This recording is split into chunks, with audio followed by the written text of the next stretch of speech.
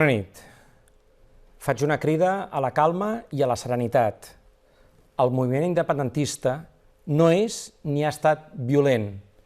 Sempre hem condemnat i condemnem la violència.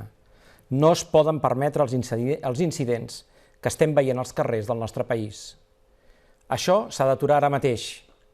No hi ha cap raó ni cap justificació per cremar cotxes ni cap altre acte vandàlic.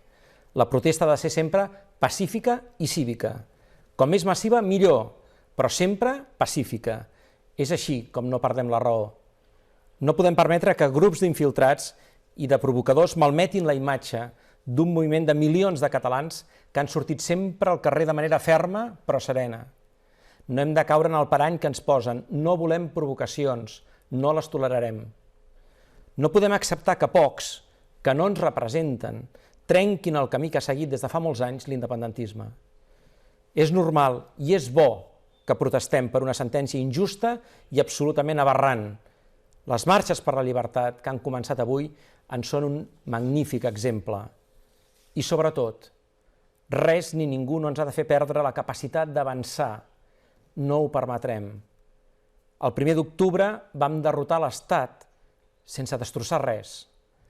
L'independentisme construeix, no destrossa. No va contra ningú, va a favor de tots.